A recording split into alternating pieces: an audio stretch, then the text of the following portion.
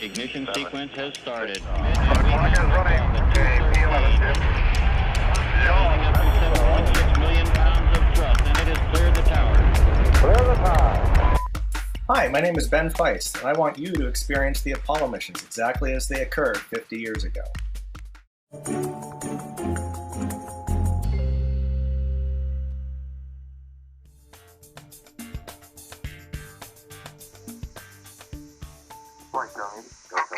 We got a problem here.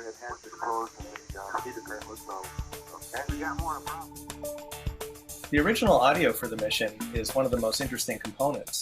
The audio itself has been in the National Archives on 30-track tapes for the last 50 years, and there was only one machine that could play these tapes back. It was in a very special format, and we had to refurbish that machine and get it working again and have the tapes shipped back from the National Archives to Johnson Space Center, and we carefully digitized them so that we could hear them for the first time.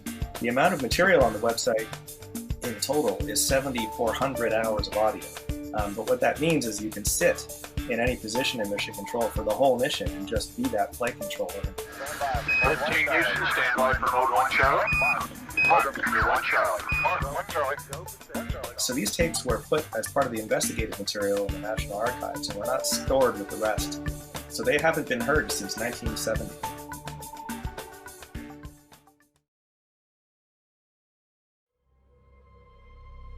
There's one particular phone call that we found where Marilyn Lovell, Jim Lovell's wife, phones Mission Control and wants to talk to somebody about what is going on. This is the morning after the explosion happened.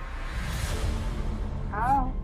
Hello, Marilyn. Hi, listen, Ken, I'm naturally concerned, and I thought maybe you were the best person to talk to. How are things look this morning? My kids aren't up yet, and I didn't even know what's going on because they went to sleep before all this came up last night.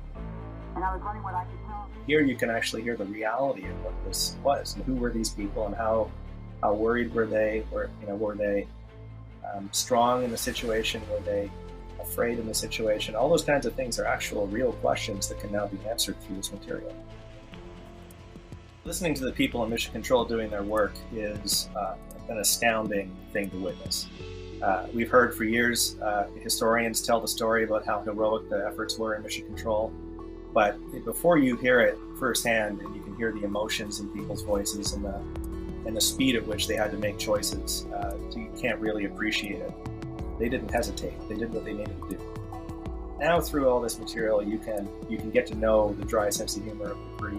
You get to know the way that they would banter back and forth to try to keep things light while they were under great pressure. And you come away from it feeling a lot more enriched by the historical material. I would love to do it for all of the Apollo missions. It's a huge amount of work and, of course, takes a lot of time. Currently, you can go look at Apollo 11 in real time, and you can also look at Apollo 17 in real time. Really getting this material into a situation where people can listen to it and have access to it is the important part of this project. I'm sure in another 50 years there might be another effort to translate them into some other format that will be however we consume our media then, which I can't anticipate.